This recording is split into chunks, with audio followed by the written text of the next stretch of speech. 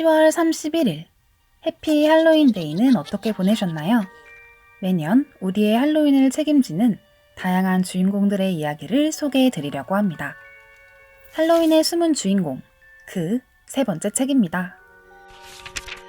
19세기 천재 작가 메리 셸리가 19의 나이에 놀라운 상상력으로 탄생시킨 과학소설의 고전. 과학기술이 야기하는 사회 윤리적 문제를 다룬 최초의 소설. 메리 셸리의 프랑켄슈타인입니다. 로버트 대장은 북극해를 항해하던 도중 기이한 장면을 목격합니다. 거인처럼 큰 누군가가 갯썰매를 몰고 빙원을 가로지르는 걸 본 것이죠. 다음 날, 간밤에 배 쪽으로 흘러온 유빙 위에 전날 보았던 것과 비슷한 썰매 하나와 사람을 발견합니다. 그는 자신이 쫓는 자를 괴물이라고 칭하며 그것을 쫓아왔다고 말하는데요.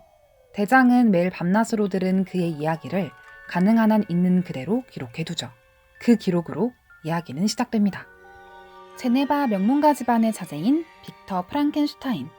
17살이 되던 해에 그는 잉골슈타트 대학에 진학하는데요. 자연철학에 관심이 많았던 그는 생리학을 파고들며 생명의 탄생에 몰입하게 됩니다. 몸을 혹사하며 밤낮으로 연구에 매진한 결과 그는 결국 생명과 그 탄생의 원리를 알아내는 데 성공하고 무생물에 생명을 줄 수 있는 힘을 갖게 됩니다.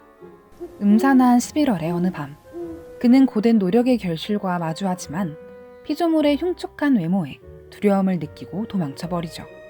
그 일이 있은 후 2년이 지나 빅터는 남동생 윌리엄이 살해된 채 발견됐다는 비극적인 소식을 듣게 되는데요. 용의자로 지목된 건 빅터의 집안에서 어릴 때부터 함께 자라온 쥐스틴 모리츠였습니다. 하지만 빅터는 2년 전 자신이 만들어낸 괴물의 지심을 직감하고 그녀의 누명을 벗겨내려 노력하지만 쥐스틴은 결국 살인죄로 처형을 당하고 말죠. 죄책감으로 고통스러워하던 빅터에게 어느 날 괴물이 찾아옵니다. 처음에는 사람들과 어울려 살고 싶어 했던 그는 흉측한 외모 탓에 사람들로부터 배척된 후 슬픔과 분노에 가득 차 인간에 대한 복수심을 품게 된 것이었죠. 괴물은 빅터에게 자신을 창조한 것처럼 자신의 반려가 될 또 다른 피조물을 만들어 달라고 협박합니다.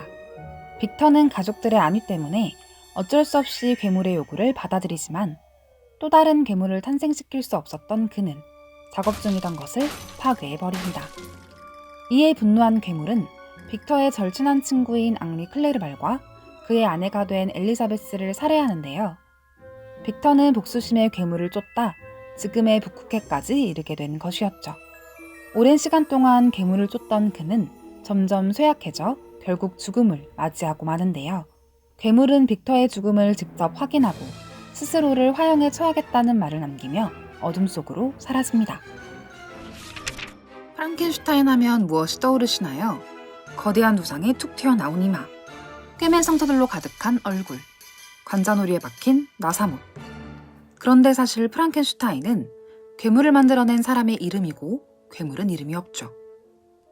창조주에게도 버려진 괴물은 단란한 가족의 모습을 관찰하며 언어를 익히고 사유하는 등 인간이 느끼는 모든 감정을 향유하지만 그가 가진 흉측한 외모로 인해 인간 사회에서 내쳐져 외로이 살아갑니다.